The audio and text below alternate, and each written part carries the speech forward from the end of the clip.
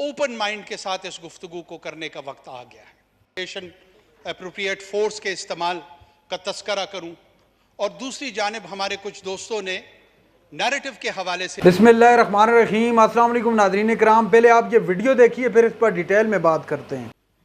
جناب chairman, terrorism ایک naan state actors کے تحت ایک نان سٹیٹ وارفیئر کا حصہ ہے۔ میرے خیال میں ہم ابھی تک اس جنگ کی نیچر جو ہے اس کو ایٹ ٹائمز سمجھنے میں قاصر نظر آ رہے ہیں، چاہے وہ پارلیمان کی جانب سے ہے، چاہے وہ سول سوسائٹی کی جانب سے ہے، چاہے وہ میڈیا کی جانب سے ہے، یا ایٹ ٹائمز وہ سیکیورٹی فورسز جو کہ آن گراؤنڈ اس کو کنفرنٹ کر رہی ہیں ان کی جانب سے ہے۔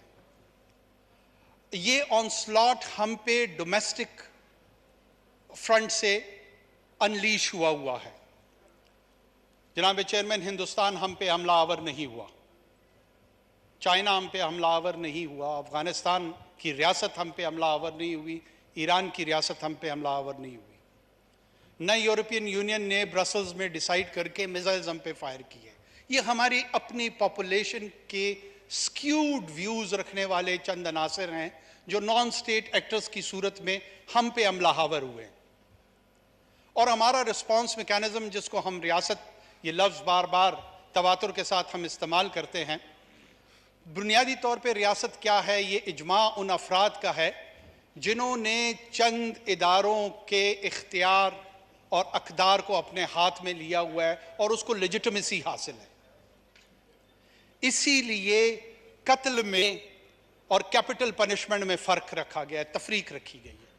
جو کیپٹل پنشمنٹ ہے وہ ریاست کے بہاف پہ ایک ڈیو پروسیس کے تحت اس کو ایگزیکیوٹ کیا جاتا ہے، اور جو انڈیویجول اسی فزیکل ایکشن سے اگر اس قسم کا کانسیکوینس سامنے لے کر آتا ہے تو اسے ہم قتل گردانتے ہیں۔ اس رسپانس میکانزم میں ہمارے پاس سول لا انفورسمنٹ ایجنسیز تھی اور ہمارے پاس ایک کنونشنل ملٹری تھی۔ جناب اسپیکر، کنونشنل ملٹری کی ٹریننگ جو برٹش کلونیل لیگسی کے تحت 200 سال سے ہمارے پاس ملی اور پوسٹ انڈیپینڈنس 70 سال ہم نے اسے گروم کیا، وہ یوزولی کنونشنل وارفیئر کی تیاری میں تھی۔ وہ ٹیررزم کی تیاری میں ہم نے ان کو ان ٹرمز آف کیپیسٹی بلڈنگ اور ٹریننگ کبھی نہ رکھا نہ سمجھا۔ جب یہ تھریٹ ہمارے سامنے آیا تو military was morphed into a counter terrorism force, اور جو سٹاپ گیپ ارینجمنٹ تھا ہم نے رسپانس یہ دیا 9/11 کے بعد کہ کاؤنٹر اس کو ملٹری کرے گی in terms of kinetics, in terms of the application of the force, without realizing کہ باقی دنیا کے جو تجربات ٹیررزم کے ساتھ ہیں، نان سٹیٹ وارفیئر کے ساتھ ہے، وہاں پہ formal counter terrorism force establish ہوئی ہے۔ اس میں چونکہ ایک چیکرڈ ہسٹری ہے، پولیٹیکل ہسٹری ہے، ہمارے ہاں 3 مرتبہ ڈائریکٹ ملٹری رول رہا ہے اس ملک میں، اس لیے پولیٹیکل کلاس کا ویزاوی پاکستان کی سیکیورٹی اسٹیبلشمنٹ ایک مخصوص ویو جو کہ ایٹ ٹائمز ٹھیک بھی ہوتا ہے اور ایٹ ٹائمز اتنا درست نہیں بھی ہوتا، لیکن ایک کانٹیسٹنگ پوزیشن میں ضرور ہے۔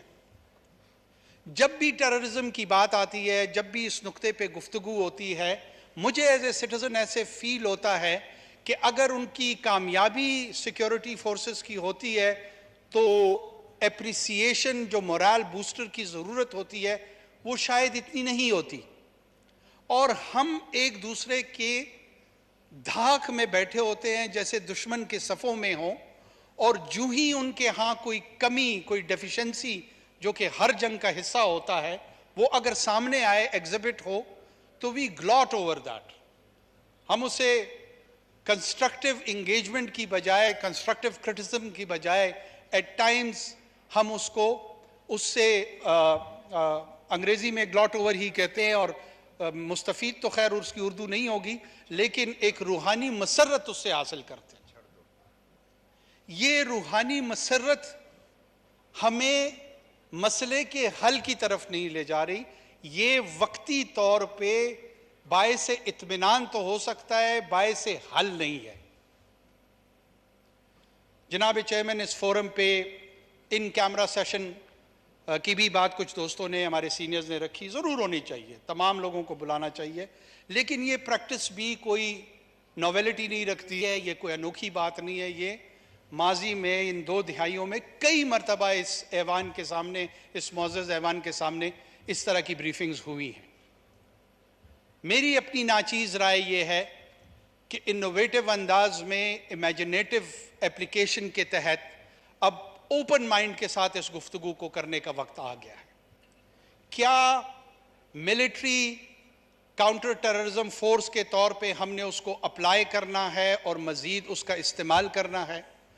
ایسے دورانیے میں اگر کوئی ایکسٹرنل ملٹری ایڈونچر ہوتا ہے ہمارے ایسٹرن سائڈ سے یا کسی اور طرف سے، ایسٹرن سائڈ سے زیادہ اس کی پریزمپشن ہوتی ہے، تو ایسی صورتحال میں ہم کیا کریں گے؟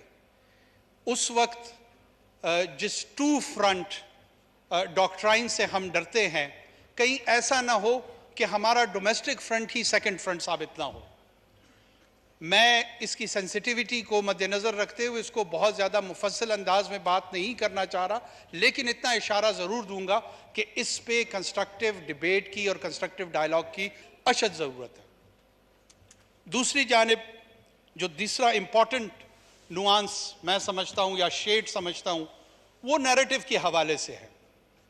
ہمارے کچھ دوستوں نے کل یہ کہا کہ جو مذہب کے ریپریزنٹیٹیو ہیں، جو نیریٹو مدارس میں پڑھایا جاتا ہے، بتایا جاتا ہے، وہ ریڈیکلائزیشن اور ایکسٹریمزم کو کاؤنٹر کرنے کے لیے شاید کافی نہیں ہے۔ جناب speaker, we need to delve in, ہمیں ڈگنگ کرنی پڑے گی اور اس مسئلے کی جو ڈائسیکشن ہے وہ آبجیکٹیولی کرنی پڑے گی۔ آپ کی توجہ چاہتا ہوں جناب اسپیکر۔ نیریٹو جتنا ایٹ لیسٹ ٹیررزم ہمارے ہاں یا وائلنس کو ہم فیس کر رہے ہیں، یہ ملٹی فیسڈ وائلنس ہے۔ میرے صوبے میں ایتھنک انسپائرڈ وائلنس موجود ہے، جس میں کسی ایک مخصوص قوم کو بنیاد بنا کر اس کی بنیاد پہ ایک مسلح تحریک۔ ناظرین کرام، آپ نے ویڈیو دیکھی جس میں انوار الحق کاکڑ صاحب، کچھ عرصہ قبل کی یہ ویڈیو تھی جس میں وہ خطاب فرما رہے تھے، اور ابھی وہ نگران وزیراعظم کے لیے منتخب ہو گئے ہیں۔ پاکستان تحریک انصاف کا بھی اس پر رد عمل سامنے آ گیا ہے۔ شاہ محمود قریشی صاحب کا بھی نے بھی اپنا بیان دیا، اور بھی تحریک انصاف کے رہنماؤں نے کہا ہے۔ فواد چودھری صاحب جو موجودہ رہنما تو نہیں ہے، سابقہ پاکستان تحریک انصاف سے ہی ان کا تعلق تھا، اور ابھی بھی حالات سے یہ لگ رہا ہے کہ دلی لگاؤ ان کا بھی تحریک انصاف کے ساتھ ہے۔ تو ان سب نے تحریک انصاف کا، میں آپ کو بتا دیتا ہوں رد عمل، انہوں نے کہا ہے کہ یہ انوار الحق کاکڑ صاحب ایک پڑھے لکھے شخص ہیں اور ان سے بہت امیدیں وابستہ ہیں۔ اللہ تعالیٰ ان کو اپنی استقامت نصیب فرمائے اور اللہ تعالیٰ ان کو اپنے منصب کی ذمہ داریاں پوری کرنے کی توفیق عطا فرمائے۔ تو اس طرح کے دعائیہ کلمات اور گڈ وشز پاکستان تحریک انصاف کی جانب سے سامنے آئی ہیں، جس سے لگ رہا ہے کہ ماحول کافی بہتری کی جانب بڑھ چکا ہے الحمدللہ، اور انشاءاللہ اب آپ دیکھیں گے ملک کے اندر جو ہے بہتری کی طرف بڑھے گا۔ ملک کے اندر اسٹیبلٹی آئے گی، پولیٹیکل، اکنامیکل، جس کی کافی عرصے سے نہ صرف میں بلکہ پاکستان کے میڈیا چینل کے بہت سارے میڈیا کے لوگ یہ بات کر رہے تھے کہ پولیٹیکل اسٹیبلٹی کی اشد ضرورت ہے۔ ماضی کے اندر کچھ بھی ہوا ہو اس کو بھول بھلا کر آگے بڑھنے کی ضرورت ہے۔ ناظرین کرام، عمران خان تو اس وقت جیل میں بند ہیں، لیکن عمران خان کے لیے اگر کوئی تعریفی کلمات کہے جائیں اس حوالے سے کہ ملک کو 3.5 سال بہت اچھے انداز میں چلایا تو غلط نہیں ہوگا میرے خیال سے۔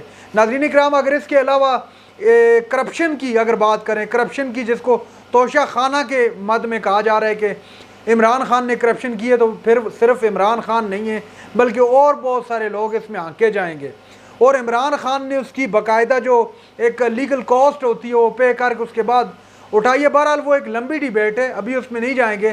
فی الوقت ابھی یہی بڑی نیوز ہے کہ انوار الحق کاکڑ صاحب پاکستان کے نگران وزیراعظم منتخب ہو چکے ہیں، اور اب انہوں نے عارف علوی صاحب نے باقاعدگی سے نوٹیفیکیشن پر دستخط بھی کر دیا ہے۔ ناظرین اکرام، یہ تھی آج کی ہماری ویڈیو۔ چینل پر جو نئے چینل کو سبسکرائب کر لیں، اگلی ویڈیو تک کے لیے اللہ حافظ۔